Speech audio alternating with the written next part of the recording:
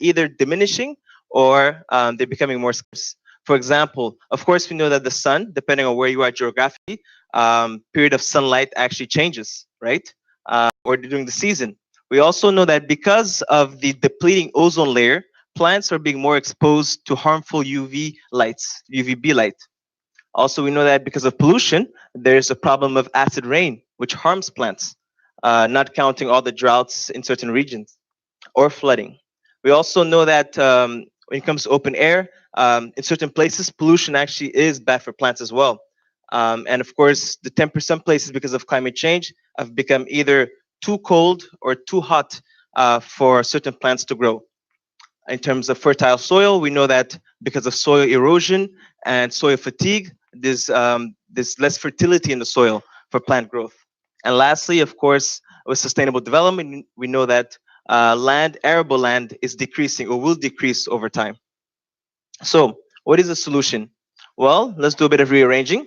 So we know that plants need light. So instead of sun, why don't we switch that to LED lights, which can almost perfectly mimic sunlight relative to plants' need, and allows us to be able to control the photo period to whatever amount we need it to. Instead of rainwater, why don't we change that to fertigation system?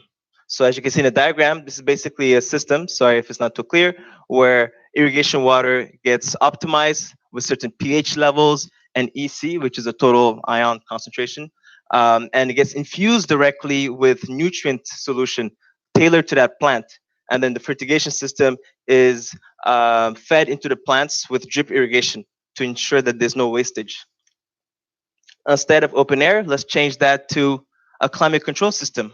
So in this diagram, again, you see that there's various machines, humidifiers, AC, fans, which allows you to control, and this cultivation room is full of sensors, which allows you to control, to monitor, and to optimize different environmental factors to exactly what you want it to be.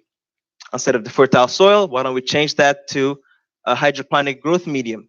In this case, this is rock wool, which has very high water absorbance, aeration, and it's actually quite good for plant growth. And lastly, instead of land, so space, why don't we change that to multi-level stacked trays, which allows us to grow plants on top of each other, so to maximize on the vertical space.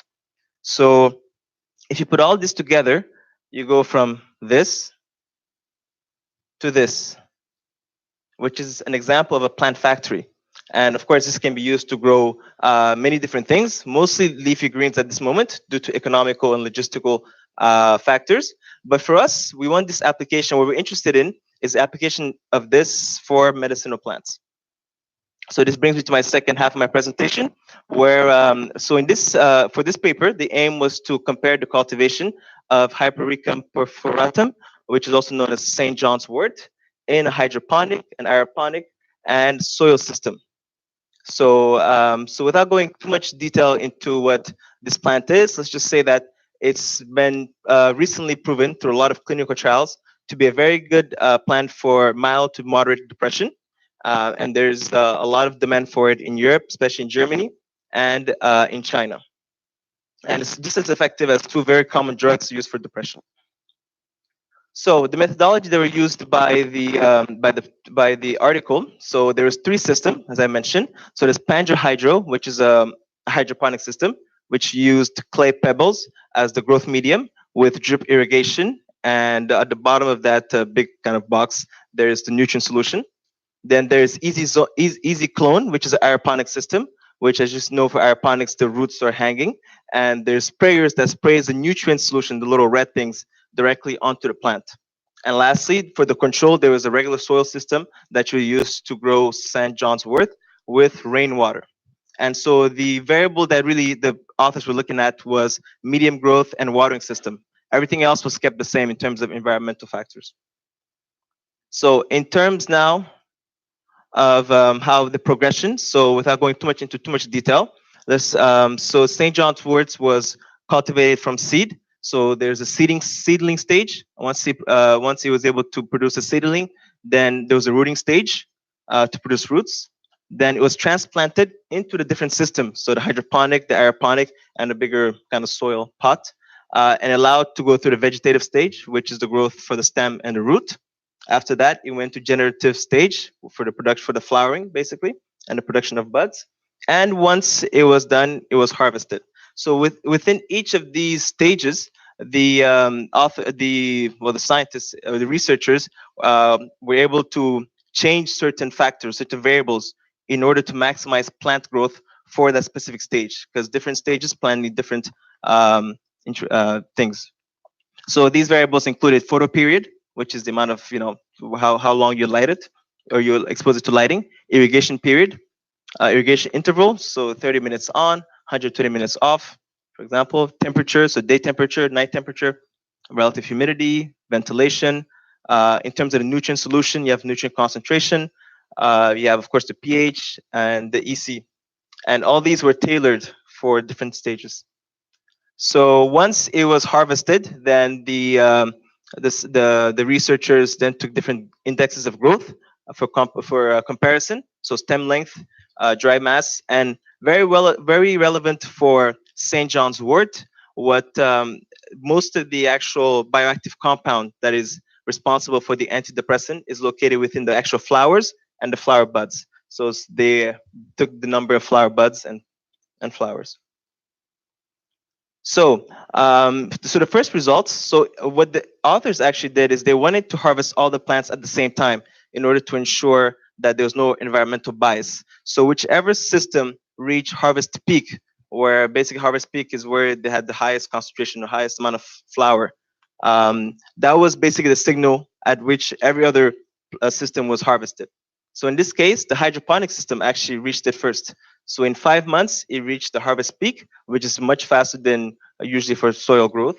It took 12 months to reach flowering stage, and within 8 weeks, it reached the flowering peak. And at that time, also the aeroponics was also harvested. So it took a bit longer for the aeroponic system to reach the flowering stage, 16 weeks in vegetative state. And because it wasn't allowed to reach its harvest peak, so we wouldn't know how much the maximum growth time would have been. And for the soil system, of course, as you can see, the soil system took almost as much time as the panda for the whole growth in terms of just the vegetative state. So I think 5 days before harvest did it start to actually flower. So you can see that the hydroponic system was much faster in terms of growth period. And these are the other results. So in terms of the actual other growth indexes, so you can clearly see that the hydroponic system was significantly more productive than the actual all indexes than the aeroponic system, which itself was significantly more more productive, than the soil system. Of course, these last two indices, the buds and number of flower, the issue is that because the plants weren't allowed in terms of the soil and the aeroponics to reach their maximum growth period, we don't really know what their potential maximum in terms of flower would have been. So these results basically show that the hydroponic system had a shorter growth period, higher yield and growth indexes, actually, and had a greater yield of hypericin, which is the bioactive compound that the researchers actually measured compared to literature value, and had better consistency and uniformity overall.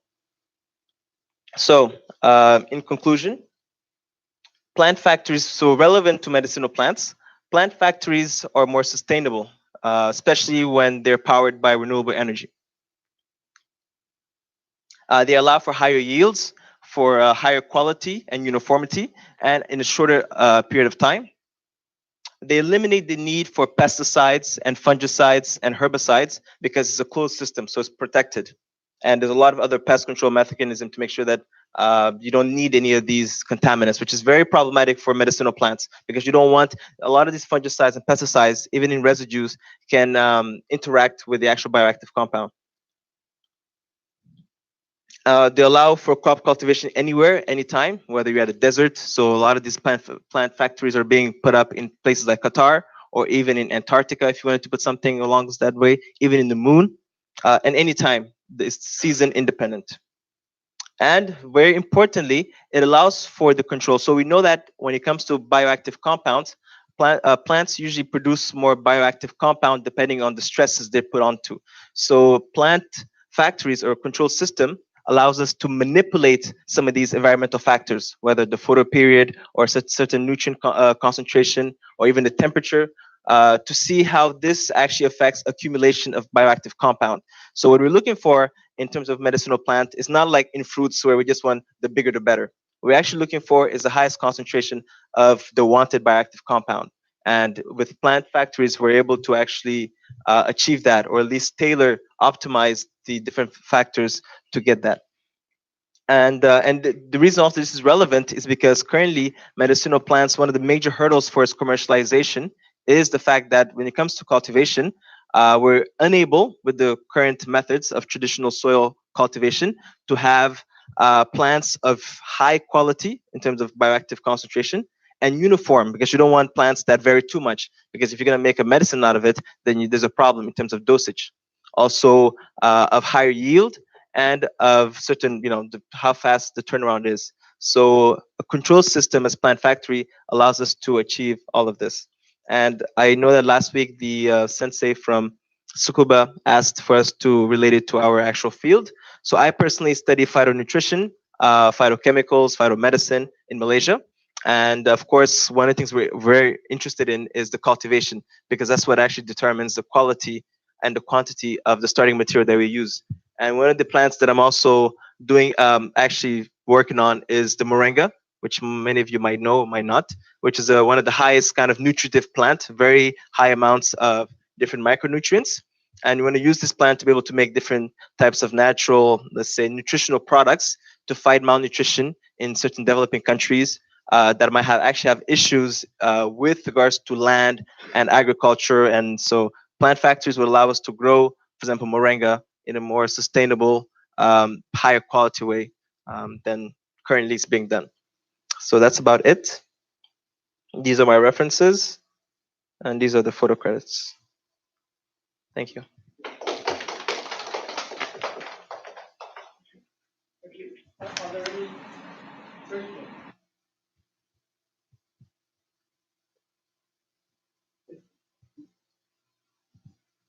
Please say your name and your view.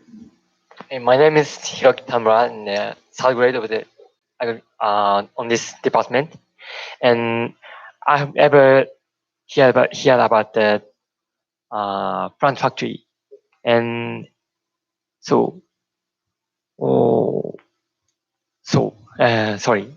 One question is, I have ever heard that the amount of the nutrition of the plant is different from if it is grown in the outside field or the inside.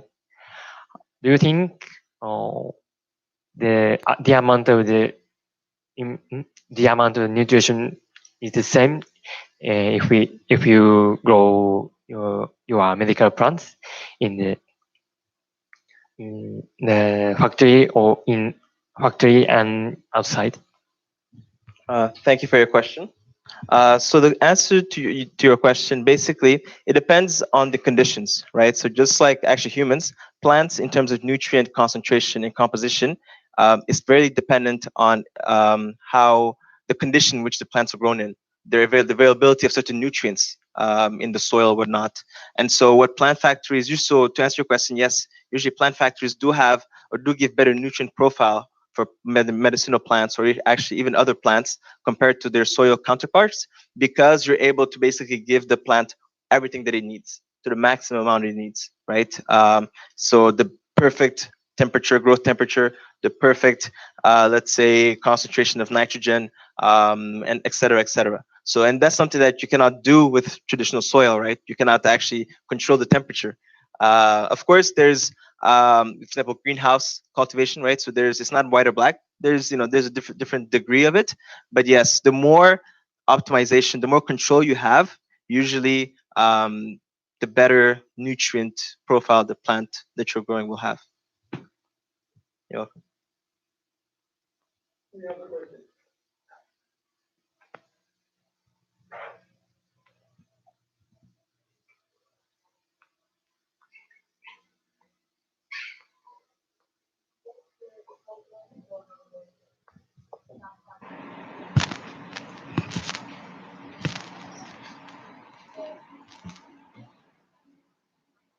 No voice from a KU.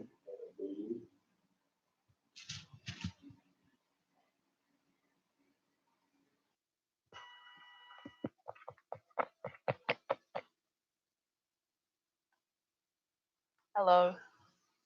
Use mine. Oh yeah, I think it's working. Can you hear them from Taiwan? Yes, yes. Okay. We hear the So voice.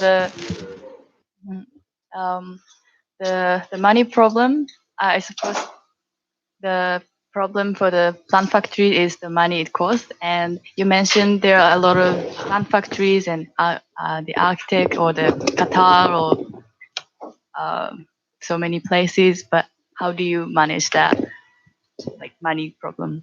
Yes. So of course, yes. So that's a very good question.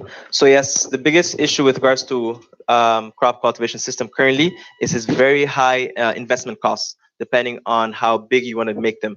And so that's why actually, when a lot of these places are doing cultivation, you'll see that they usually do lettuce. So they usually either take a crop where you can have very high yield, so you can sell as much as you can to be able to sustain the investment costs and the maintenance costs, or you choose a very high yield crop. So a crop that has, for example, one of the crops that currently is very is used a lot in crop cultivation. For example, in Canada, where I'm originally from, is cannabis, because it's very high yield for the government and for the people selling it. So therefore, they can how can you say, they can ensure that their investment is paid off. But that is why currently it's not, of course, the norm. So, of course, all these factors that I told you in terms of the sun, rainwater, the good thing is that it's free. You don't have to pay for it, right? So that's why, and it's going to continue to be, of course, the leading agricultural cultivation system. But as there are other, of course, depending on what the crop you use, there are other benefits in terms of being able to grow locally. So you're reducing transportation costs. So if we're talking about customers when they pay for the actual plants being cultivated, so these are ways that they can reduce cost. But definitely, it does need a very high investment costs that a lot of places just don't have, or it's not smart business. But as time goes on and the technology becomes cheaper, then it'll become more and more common, I think. Thank you. So is it usually the money comes from the government or the So it depends. So it depends companies? where I think it depends on the places. So some places it's somewhat sponsored by the government. So some places it's just private investors, right? Some places might be subsidized by certain, maybe even NGOs. So it really depends on the specific cases. Yeah, Thank you. you're welcome.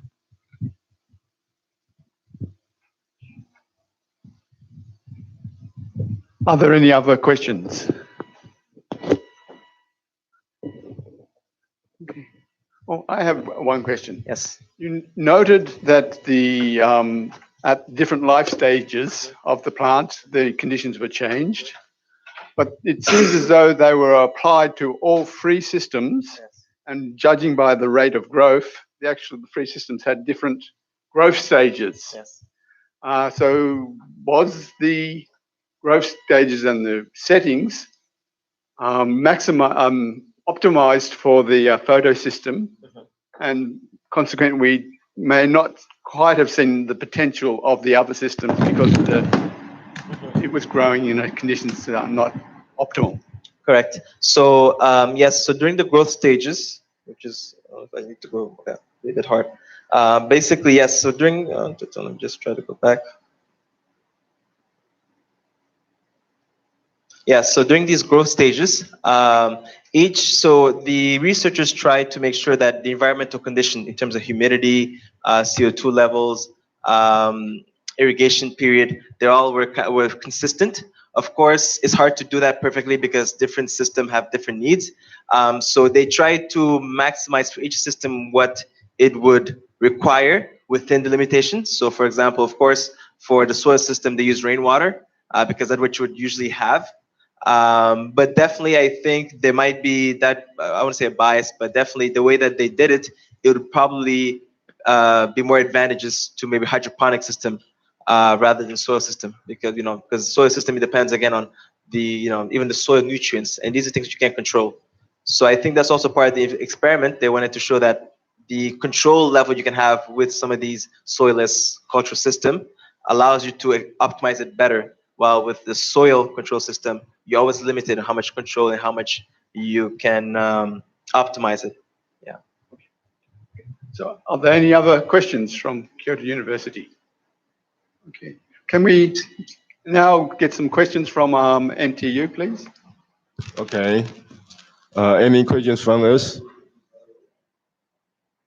Okay, please. Hello. I just had a question about the cost of the plant factories, if you had any numbers or something about like the difference between a salad in a plant factory and in a salad in cultivated in the field. Thank you. Thank you. I unfortunately don't have any specific numbers. What I can say that again, it depends on the different, the actual company doing the cultivation. For example, some companies, because of it's very highly mechanized, they can reduce the cost to as low as they can get. While other companies, again, it's a bit higher. Also, depending on how much funding they have, how much they want to subsidize the cost. The other things to think about is, for example, when you're looking at lettuce, if you can't compare it. So usually, crops, lettuce, for example, that comes from plant factories are compared more to organically grown lettuce rather than just regular lettuce, right? Because in organic grown, they try to it's of higher quality, so therefore you can't compare just let's say regular kind of non-organic crops to just plant factories. But all that to say that usually it is more expensive for plant factories, whether it's 10, 20, 30%. It really depends on the specific country, the specific food system for that country. And yeah. But it is also going down year after year, though. Okay, thank you. You're welcome. Okay, any more?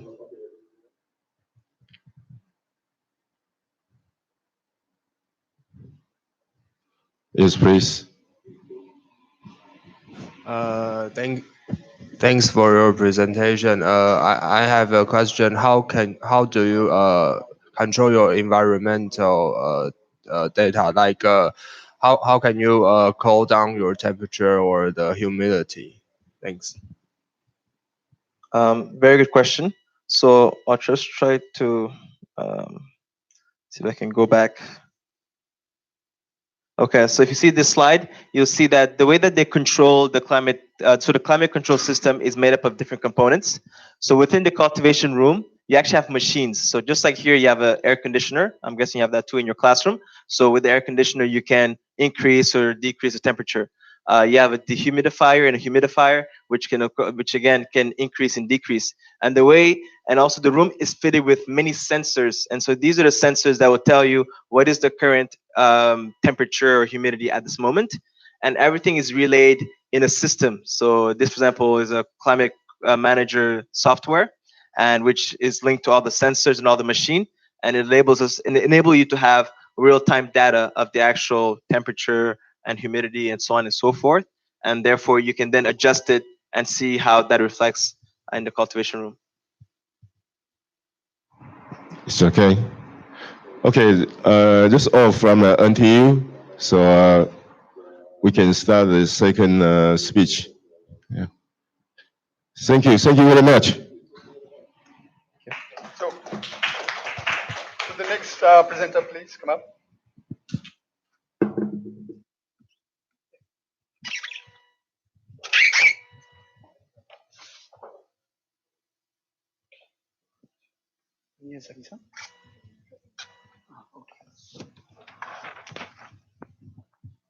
So our second presenter is Ms. Seguchi, and she's going to be talking on, excuse me, isotopic analysis of surface water.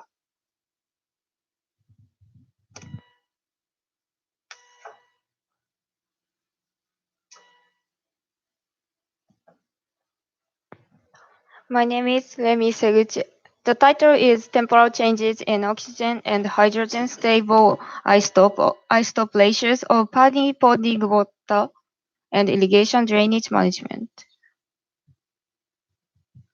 The paddy means the place where we grow rice crops.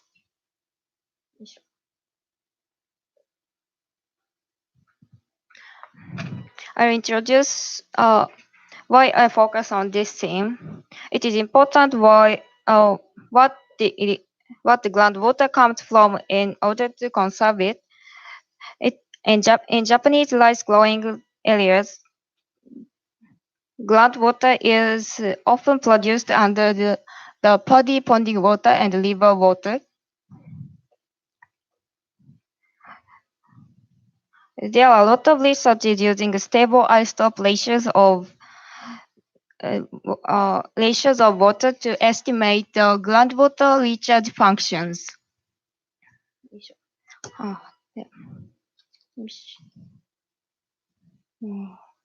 They use the feature the light water molecules are easier to evaporate than heavy water molecules. In this case, heavy water revealed the water molecules composed of heavy elements such as 18 mass oxygen and 2 mass hydrogen. The previous studies revealed that the oxygen and hydrogen stable isotope ratios of river water are almost constant throughout the year in Japan. And on the other hand, the isotope ratios of paddy ponding changes temporally. So I estimate the oxygen and the hydrogen stable isotope ratios of paddy ponding water in my graduation thesis. Miss Izumi made the graduation thesis last year at the same theme, so I'll do based on her graduation. Today I'll show you her graduation theme and my prospects. In this page, I explain the place where the field survey conducted last year. Her paper was related to Tedori River source areas in Ishikawa Prefecture. The right figure shows the located Ishikawa Prefecture in Japan, and left figure shows the Tedori River areas in Ishikawa Prefecture. This time, they conducted surveys in paddy fields in Ishikawa Prefectural University. This here. Let's move on the methods. First, I'll explain the daily water balance in paddy ponding water.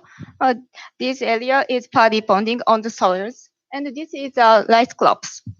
So the water depth changes from H1 millimeter to H2 millimeter in a day because of precipitation, penetration, evaporation, irrigation, and drainage. So by combining these factors, the daily water balance equation is this equation. Then I'll show you how to measure or calculate these factors. The water depth H1 and H2 were measured by water level indicator. She uses the daily precipitation data was observed by the Japan Meteorological Agency, and she measured the night penetration, and next she calculated the daily penetration. The difference of water depth in night is the amount of P prime. And then the amount of evaporation was calculated by Penman equation. So now we find H1, H2, of P and E. So we can calculate I minus T by using this equation. So when I minus T is larger than 0, it is considered that only irrigation was carried out. On the other hand, I minus T is less than 0, only drainage. Then this is the Penman equation. We can calculate evapotranspiration by using Penman equation. So, and evapotranspiration is evaporation and transpiration. So we should separate evaporation from evapotranspiration by using this second formula. In LAI, leaf area index, more leaves means more transpiration. Then this is a model formula estimating the oxygen and the hydrogen isotope ratios of the paddy ponding water during intermittent irrigation. In intermittent irrigation, water intake and drainage are implemented separately. And C and C0, CR, CI means the isotope ratios. And C represent the isotope ratios of paddy ponding water after the daily water balance. And C0 is the initial state in a day. And CR is the ratios of the rainwater, and CR is the ratios of the irrigation water. And in this time, rainwater and irrigation water were collected once or twice a month, and CR and CI were measured. The model formula is divided into two formulas. The former is blue lines. The latter is on the red lines. The former is made by water mixing, drainage, and penetration processes. The latter is made by water evaporation processes. In the former, only liquid water increases or decreases because of four factors. Water increases irrigation and precipitation. Water decreases penetration or drainage. And the latter,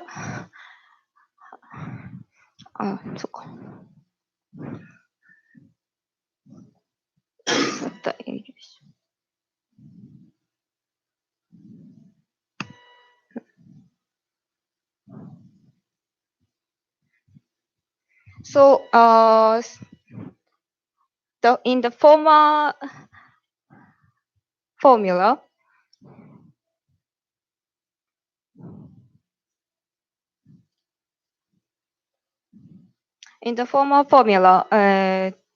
the ratios of the isotope ratios can be thought of as concentrations as a result of this equation. And next, I explain the latter equations. She uses Rayleigh equations in the latter formula. This is the Rayleigh equation represents a change in isotope ratios due to the water evaporation. This figure 2 shows water evaporation processes. So in the initial state, the isotope ratios of water is C0 and the amount of water V. After some water evaporate, the isotope ratios of remaining water are C and the amount of remaining water V minus E. So we can estimate the isotope ratios of remaining water by using Rayleigh equation. Then in the results and discussion, I confirmed the effect of the model formula by comparing the measured and calculated isotope ratios. This figure 3 shows temporal changes in oxygen stable isotope ratios, and figure 4 shows the hydrogen. And looking at figure 3 and figure 4, we can see calculated values are close to actual values. But in the red circle areas, there were some large gaps between actual and calculated values. In order to examine how we can trust the model formula's isotope ratios, RMSE is used. The closer to 0 the value of RMSE is, the better the model formula is. Table 2 shows the value of RMSE. And as the slides of results show, the model formula was able to calculate values.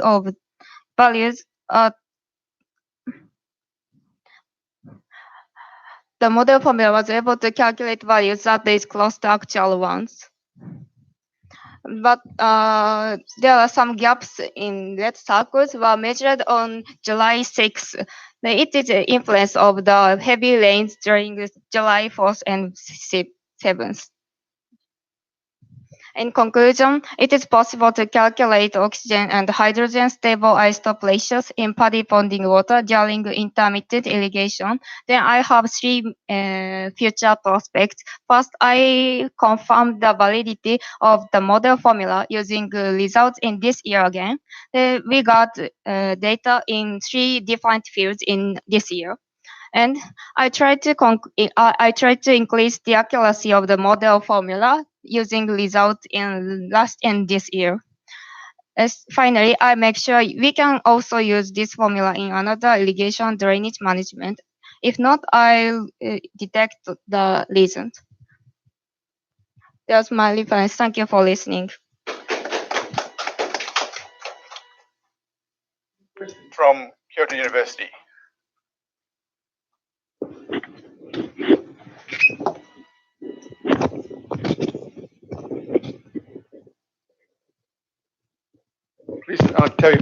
Please tell us your name.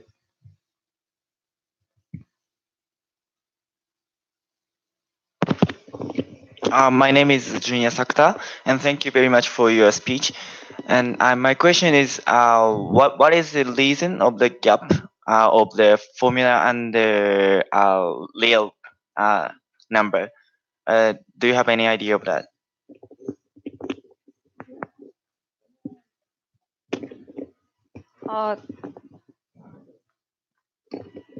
This Yes. result. So I'm not. Now I'm not yet. Okay, thank you. Sorry. I have a question regarding that. You said that you took the rainfall from the meteorological agency, which may be collecting data from a long way away. Did you actually also collect rainfall for at the actual paddy field? We collect the rain fields near the paddy fields, and we collect rainfalls also once or twice a month. Here. Okay.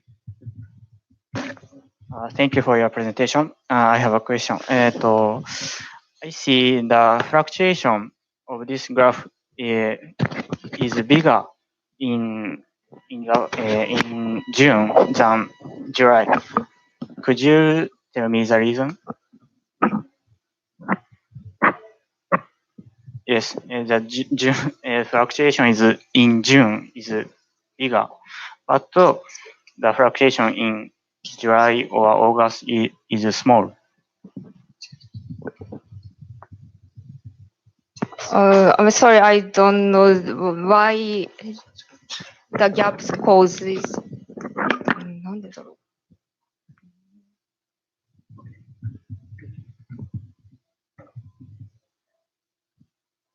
I'm Rina Tanaka. Thank you for your interesting presentation. I want to ask about the effect of the ratio of isotopes.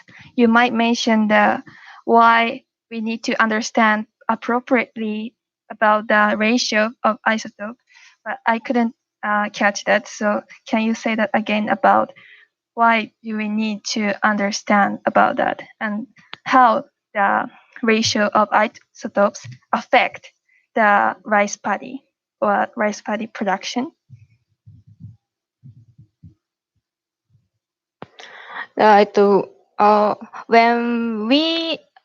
When we know the ratios of groundwater,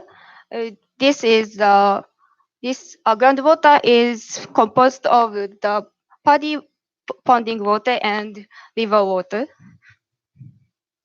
So, and river water, the isotope ratios of river water reveals, previous studies reveals the isotope ratios of river water are almost constant, constant through the year in Japan, but paddy ponding water, the isotope ratios of paddy ponding water change temporarily because of the irrigation penetration, so irrigation or the drainage management. So we know we should calculate these factors to know the the isotope ratios of paddy ponding water. Okay, thank you very much.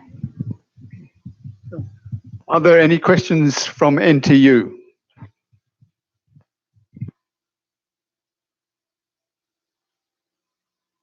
Yeah, please. Hi. I didn't understand well why is important to know the ratio of isotopes. Thank you. Thank you for your question.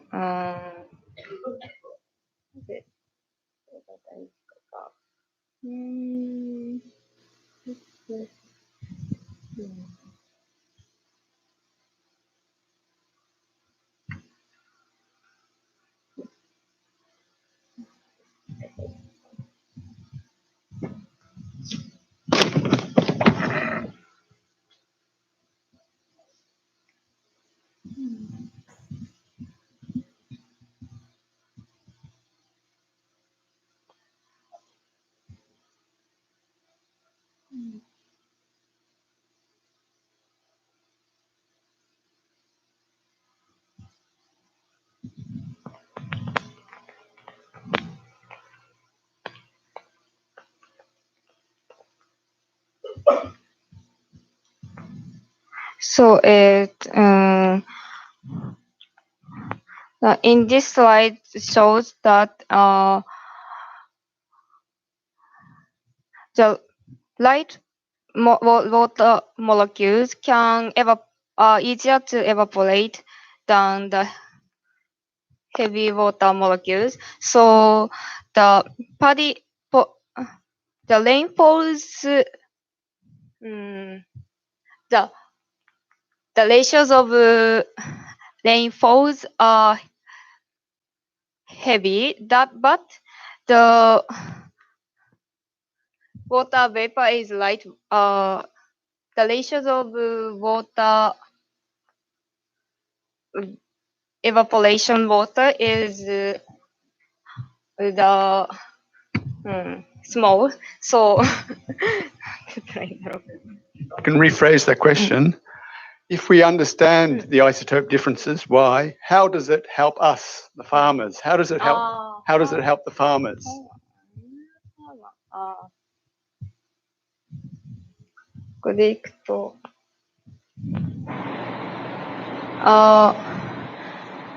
And the farmer uses the groundwater for the rice farming, but in the Tedori River areas, so the amount of groundwater decreases when the river, the heavy rains. So why the amount of groundwater decreases? We to know why groundwater the amount of groundwater decreases. We research the isotope ratios of paddy ponding water or river water or groundwater. Thank you.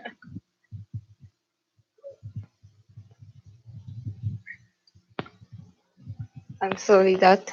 Okay. Are there any other questions from NTU? Yeah. One more. That's all from the NTU. very much. So the last presenter from Kyoto University is Miyazaki, who is going to be talking about post-harvest storage of plums.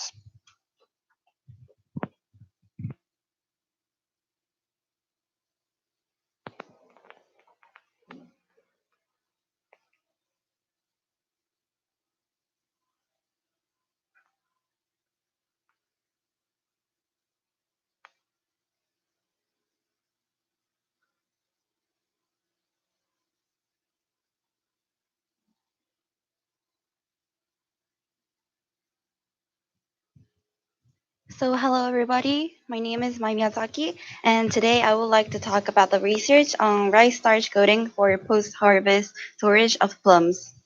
So here's the outline of my presentation. I'm gonna first start from the introduction, then method, result, and lastly conclusion. Sorry, Okay. the voice is not clear. Hello. Okay. Yeah. I'll try to speak more clearly. Okay. So as we all know, there are a lot of. Okay, do you hear me? Is it fine? Probably. Okay. So as we all know, the problem of food waste has been a huge problem in 21st century, and that is a problem that we have to tackle today. And among all the food waste, it is said that fruit has the highest rate of food waste compared to any other foods like grain or meat or fish.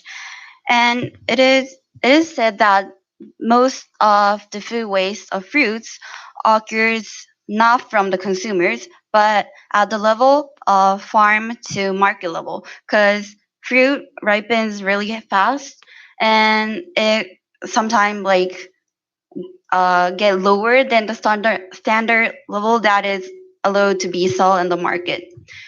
So to simply explain how the softenings occurs, it is largely impacted by the ethylene that is produced by the fruit itself. And to mitigate the amount of production of ethylene, most cases farmers put the fruit they harvest to refrigerator to keep it cool and to mitigate the amount of ethylene produced. However, in developing country which doesn't have adequate refrigerating equipment or which lacks infrastructure of electricity, they are not able to maintain the quality of fruits, and it is said that the losses could be over like 40 to 50% by the FAO. And this problem is really critical because in developing countries, farmers are really dependent on the earning they make by agriculture, and it is really important to make the fruits go to the market so that they can stabilize their income. So I found a really interesting new technology that is able to control the production of ethylene gas and keep the firmness of the fruit even at the room temperature, and it is called edible coating. And I would like to show you introduce a new research that use edible coating made from rice starch and keep the quality of plum fruit.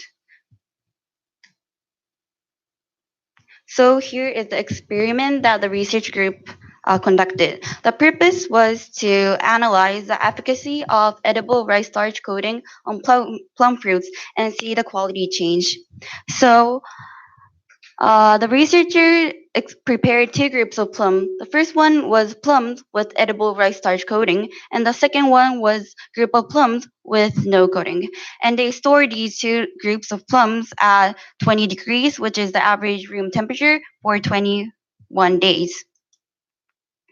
And these are the value that the research group have measured. One, respiration rate, ethylene rate, and second, firmness. Third, weight loss. Four, sugar content. And these were evaluated and compared after 20 days of storage. So these are the results. So this graph shows the respiration rate and ethylene rate change. And to tell you, as I told you in the introduction part, ethylene has a lot of things to do with the firmness of the fruit, because ethylene has effect to break down the cell walls, and that's how fruit got softened. So as you can see, there is no big change from day 0 to day 15, but here after day 18, and for the ethylene rate after 15 days of storage, it gradually the rate for uncoated one gradually increases, and this result relates to the second measured value, which is firmness. And as you can see, the firmness of the surface of the fruit has decreased for the uncoated one after day 18. So we can tell that the rice starch rice starch coating was really effective to maintain the quality of the firmness of the fruit. And for the third measure value, weight loss, they just simply weigh the plums and see how much weight was lost. And as you can see, there is not that like clear difference.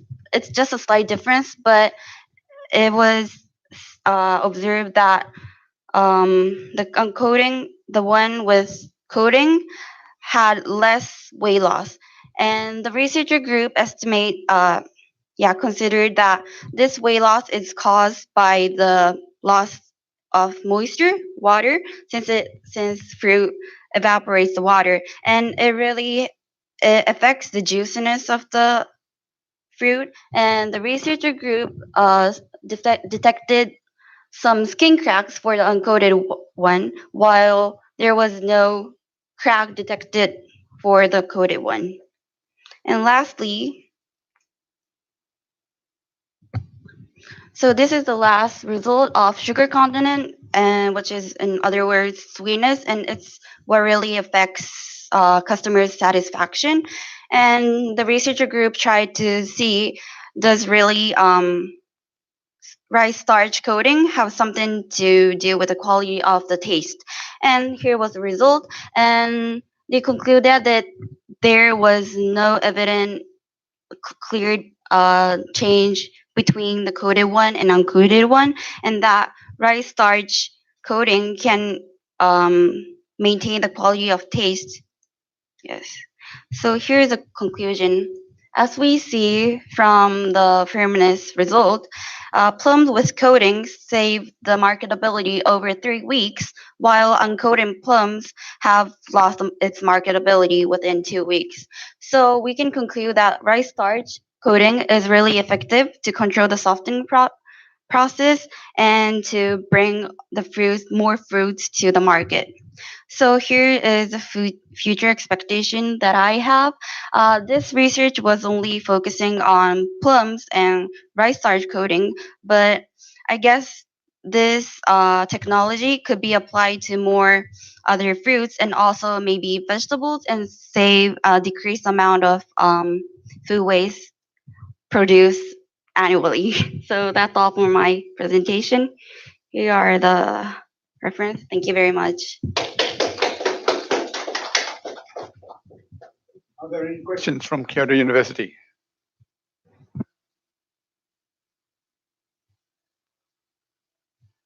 Nobody? Okay.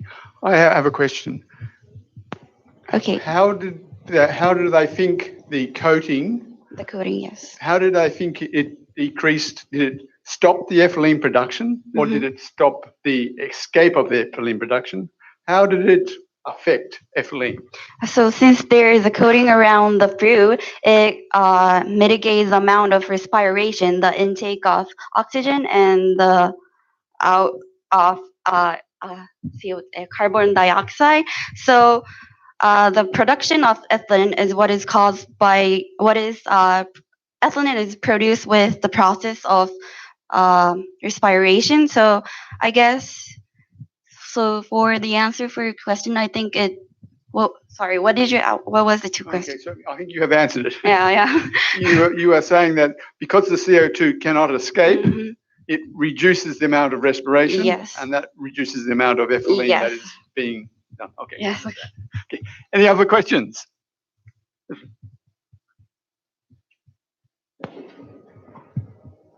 Thank you for your presentation. I'm not sure you might have mentioned this, so I'm sorry if you already have. I just wanted to confirm, so of course in terms of safety as well, how much does, let's say, in consuming or the residue of this rice starch coating, in terms of when people consume it for a long period of time, how it might affect even diabetes or health statuses? Okay, so this coating is basically made with rice starch and some other, not chemical, but I forgot what the ingredient was, but it in the research I read, it didn't mention about the safetiness of this coating, but as far as I see other like research, it mentioned that since it's really a subtle amount of coating, it doesn't really affect human uh, health, and also in perspective that the coating prevents the intake of like uh, the coating prevents being affected from like air pollutants or other harmful substances. It the other researchers said that it's kind of like it has a positive impact for in terms of health. Yes. So is it supposed to be washed thoroughly before consumption, or No, it can be. It's edible, so okay, so it yeah. can be okay. And does it can like you said, I guess it does protect the fruit from I guess environmental, but can environmental whether pollution or even I guess things you don't want stick to the coating more to the fruit because of the coating, like those stick to the coating. What do you? One more time, please. Like, so let's say the coating is coating the fruit, right? So is it possible that certain contaminants can be attracted by the coating or stick to the coating, like whether it's Oh, sorry, I sticky or didn't think about that, so I don't have the question for that. no worries, no worries. Answer for that question. But thank sorry. you, it was very Okay. interesting. Thank you very much. So, NTU, do you have any questions? Yes, NTU, please. Yeah, I had the short question. It's about the developing countries, because you said that there's a lot of waste in developing countries. But do you think that, like, for example, for a producer of these fruits, like, it's doable to do this process for like 10 tons of these fruits? Thank you. So you mean the feasibility? Are you talking about the Yeah. feasibility? Yes, the in developing feasibility of country? process. Yeah. So the idea to apply this technology in developing country was just my idea. So I guess I don't know. I guess it costs a lot of money, but just in terms of how to storage fruits in places without electricity, I guess this technology is what can simply be applied. Because if we just bring this liquid, the coating, and like just dip it and just coat the fruits, we can like maintain the quality of the fruits without using any like electricity or so. Do you know what I'm saying? So it's up to us to do it, right? Oh, what did you say? It's up to us to do it at the end, right? At the end, Like, right? like when you buy your fruit and you do it yourself, right? Oh, Is it what you mean? I think anyone can do this, but yeah, as I read the research, the process to cover the fruit was not that complicated. It was just they just like take the liquid in their hand and like just rub it. So yeah, I think it's what farmers can also do. Okay, thank you. Okay, thank you. Okay.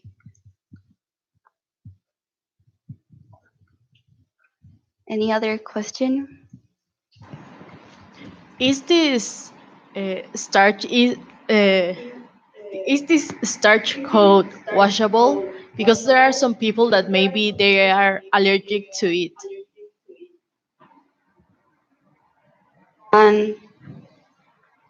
I do not know whether it's washable or not. Maybe for people who are allergic to rice, maybe they can purchase the one with use, not the rice, but there are other edible coatings using like cornstarch or what was it, like gelatin. So I guess they can make another choice. Will that be an answer for your question? Yes. Okay. Yep, one more. I like your presentation a lot, and my question would be: is there potential scalability in the technology, and how so? One more time again, sorry. Is there potential scalability in the technology, and how so? And house soap? Yeah. Hand soap. How can it be scaled? What can it be scaled? Sorry. The technology? Question. At the moment, it's like only in research. Mm-hmm, How can you make it many people start to use it? How can many people use it? I'm not sure, but I guess other types of research on this edible coating has a pretty long, not long, but history over like 20 years. So I think, I'm not sure, but I think it's already not the rice starch one, but I think other type of edible coating is already applied, and how can I say?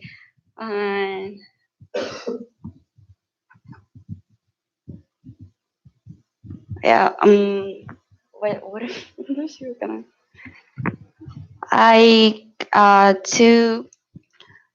So you mean like how to make it feasible? Yeah, that's what I mean. Okay. How to make it feasible? I think okay, can I think about it a little? I think I cannot come up with a good answer right Thank you now. so much. Thank you so much.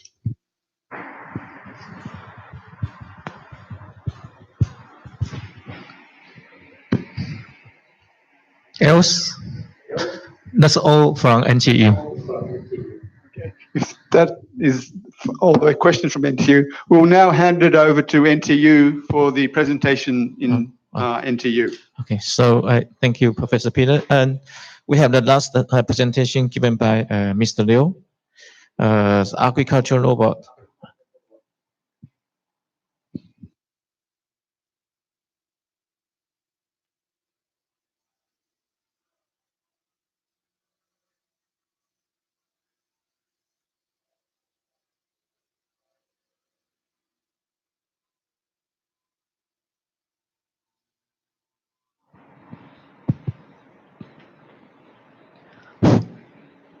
Hello everyone, I'm Paul Liu from NTU.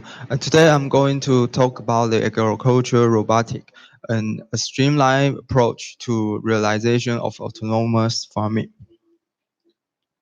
Here is my outline. And first I will talk about the farming systems, and it includes several subsystems. And next I will go into talk about the autonomous farm vehicles, which is development. And because we are talking about the precise agricultural farming, so the dynamic model will be important for us to do the control. And this paper talk about the sleep model and the non-sleep model, and I will introduce later. And next, it has some simulation result, and I will show you. And next is my conclusion. So when we talk about the farming system, it's a complex entity, and it has much function and cooperation with several subsystems. So it is going to achieve some goals, and the goals or output is include the chlorophyll quantity, quality, and the efficiency of farming operations. And the system is also has several inputs, including the type and the amount of seed, fertilizer, or pesticide and herbicide, as well as fuel to drive the equipment. And it's a complex mix of precision agriculture and the precision farming method, executed by various farming subsystems. Okay, the subsystems of farming systems include some parts. The first part is the farming system layout. It has an important goal is it is going to facilitate and simplifying the autonomous machinery usage while maximizing the output. When we talk about the farming system layout, it must be consideration of the some parts like land geometry. Cause the longer the machine can run is it's more the better. Okay, so if we have a good farming system layout, then we are going to do the seeding system. And the seeding system, if we do it good, we can reduce the gravitational force we don't want to our machine. So here we talk about a good we talk about a good thing is the precision farming data set we call the PFDS. Yeah, it is used to go to do the navigation or something to make sure the seeding is well. And go on, we are talking about the crop sensing system. It's a process when the crops grow up, and it will enrich the PADS, which is the precision agriculture data set. It's a concept that we collect the data to it when the crops grow it. And we'll go to the following up operations, like if you think your crop is not going well, and you can put some fertilizer, or if you think the insect pest is bad, you can put the pesticide, or you want to weed in, you can put the herbicide applications. Then we are going to do the harvest system. And know that there is no precision work the harvester needs to do, but it still cannot, it still have to obey the PFDS. Okay, and we're going to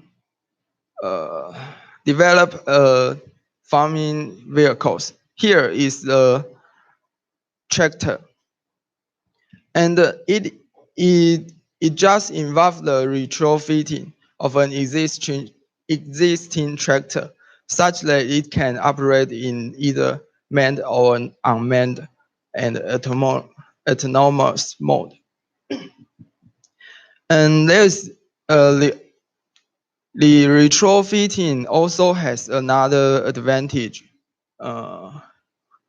which it some farmers they don't want to buy or they can't afford a new machine. They can do the retrofitting to their existing tractor, and it's another economy advantage. So here we see the picture. Here is the front wheel and the rear wheel, and it mounted the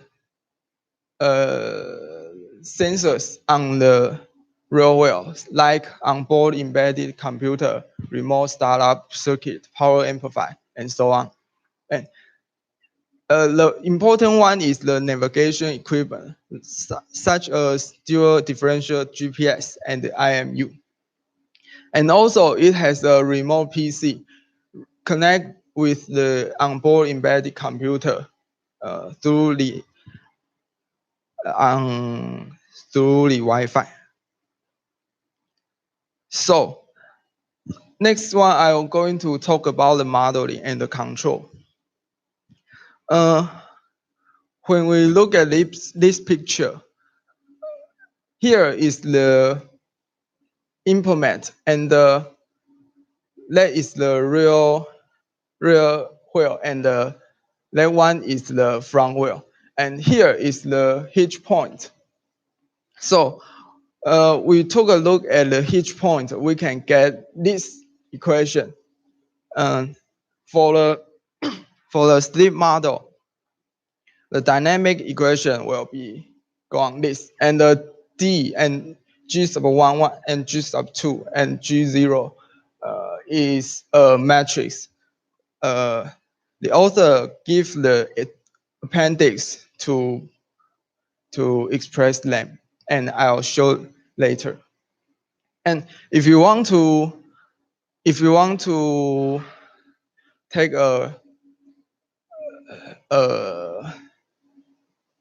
if you want to look at the whole equation, you do the 3 equation and substitute to that.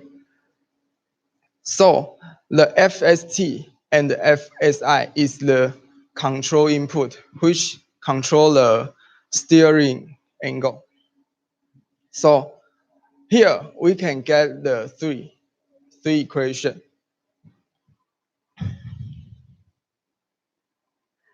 In the sleep model, we must determine the sleep force, and the sleep angle must be calculated. The beta is the sleep angle, which is here. It's the angle between the velocity and its sleep away. Yeah. So the lateral force can be calculated. We using the sleep angle to multiply a constant to get the lateral force. And for the non-sleep model, the sleep angle must be 0. So here the beta is 0, and we can get the equation like that. And with this equation we talk above, we can get this one. And the S is the matrix, and it also in the appendix. So in the final, we can get this one, like our non-sleep model. And here is the simulation result. And this one is the tractor trajectory under no sleep condition. These two give the same control input and conditions. So we can see the solid line is the tractor, and the dashed line is the implement. And with no sleep condition, you can see here is a implement has a they talk ball it kick away and go through back while the two is in line. And the next one is with sleep but no disturbance. Cause it has a sleep, so it will not turn back. It will slip away. And the next one, the next one is this one. Here is the third condition. It gives the disturbance. So you can see here is much difference from this one. So when we design a farming layout, we have to consider how to reduce the disturbance. Okay, let me make a conclusion. The PFDS is primarily used for machinery navigation and seeding, and the PIDS is used to actuate the implement. So required inputs can be delivered in quantity and quality at the exact location as desired. And the autonomous farming is an ideal multiply this binary setup where a systems engineering approach can be used to realize the successful operation of a well-coordinated set of widely varying subsystems. And here is the appendix, is the matrix. And here's my reference.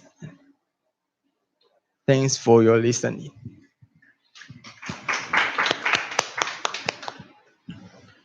So any questions for NTU?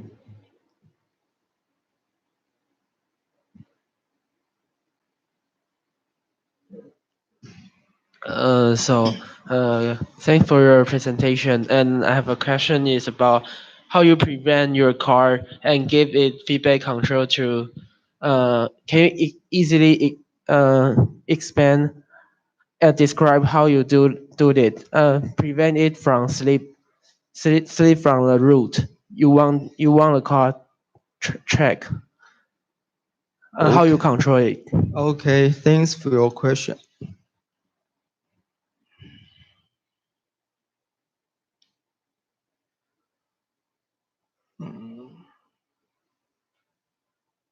Actually, it didn't mention how to control, but I think because it has the control input is the FT. T is the is push power, and the F sub ST and F sub SI is the steering angle. So I think maybe you should use these two control input to make it not slip away. Thank you.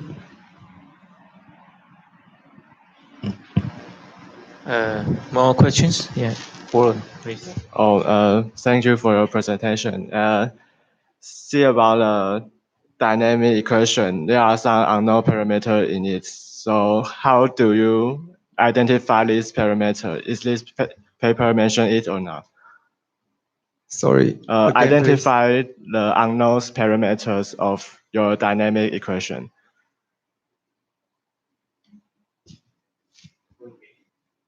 Oh, the coefficient.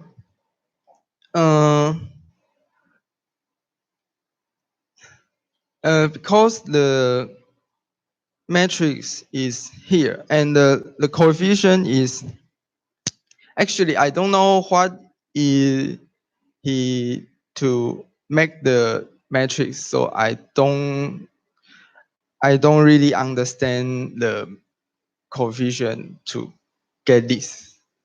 Yeah. Sorry about that. Yeah, Hao-Chang, please. Thank you for your presentation. I have one question. What is the goal they want to reach? You say the main goal they want to Okay. reach in this paper. The main goal is to design a precise agriculture farming. So it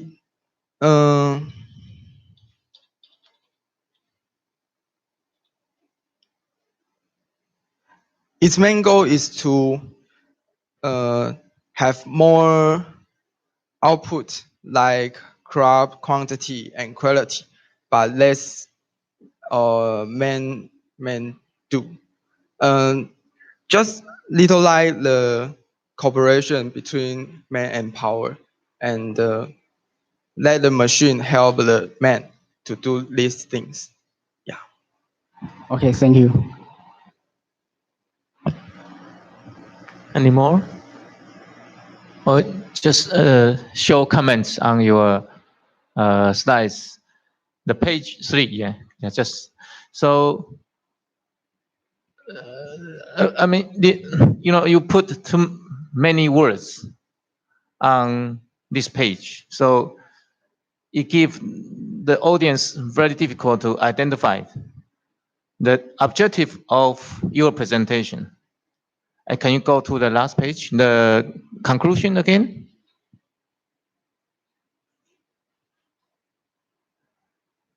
Yeah, the same problem. Yeah, you put too many words. Like, the third point, blah blah blah, autonomous farming is blah blah.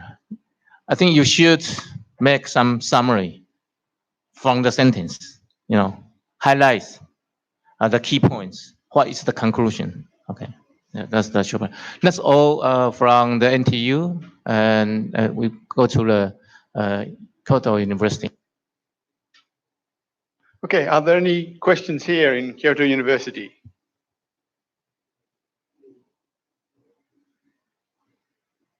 Someone have a question?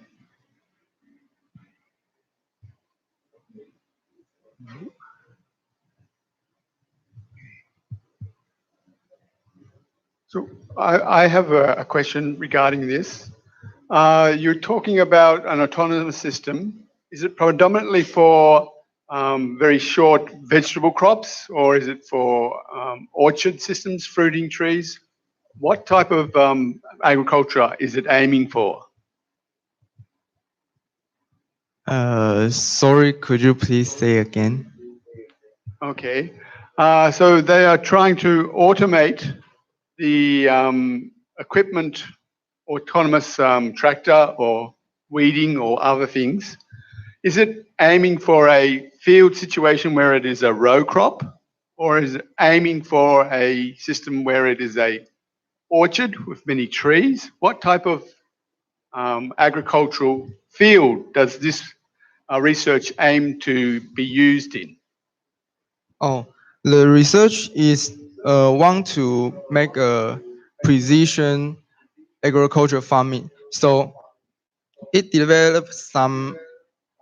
It used the tractor implement to do the thing to make it precise. So when we talk about the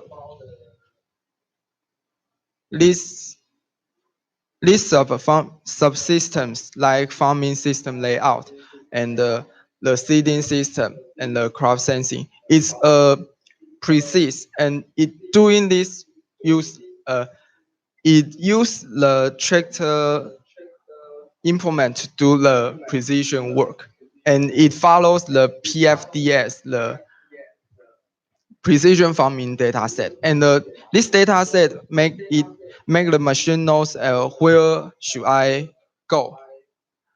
Yeah, it's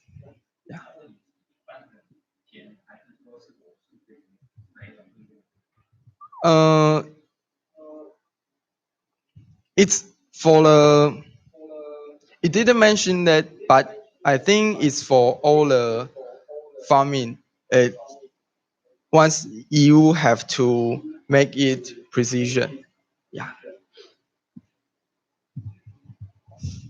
Oh, okay, thank you. Are there any other questions from Kyoto University? Okay. Okay, Professor Yin, would you like to provide some feedback over the 4 presentations?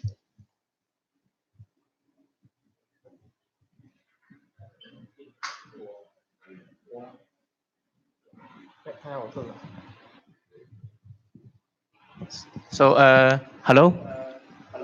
Hello, yes. Yeah. So, so Professor Peter, can you repeat again? So what I'm going to do? Okay.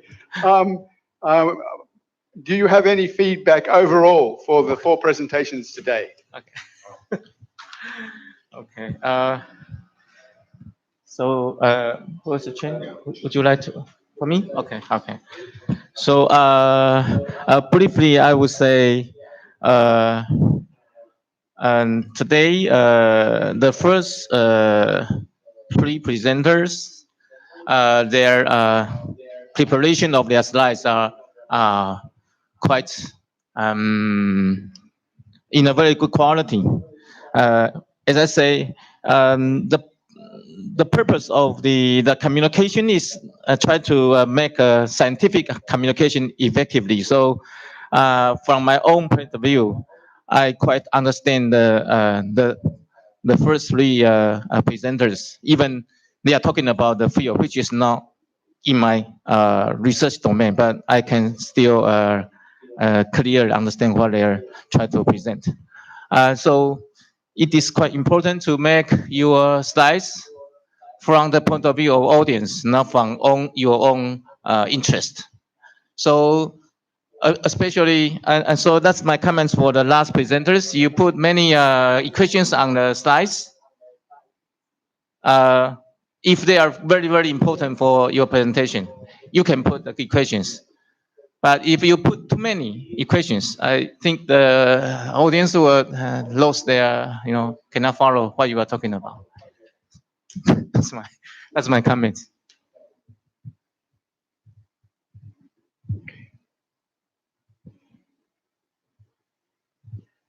Well, I think we're running out of time. So I'd just like to thank all the 4 presenters for today. Maybe next time we need to be taking a little bit more care about time. About some of the presentations went over time, but overall it was a very good effort today. Are there any other final messages from NTU before we leave? No, I think it's great. Today we have 4 speeches, and for example, the first speaker, I think they present their plan factory really clearly, and the way that he made the slide, I mean the PowerPoint is also very good, and so I think it can set the model for all the presenters in the future. Thank you. Okay, thank you. Well, then we'll say goodbye and see you next week. Bye-bye. See you next week. Bye. Bye. So next week we're going to have the 3 universities together and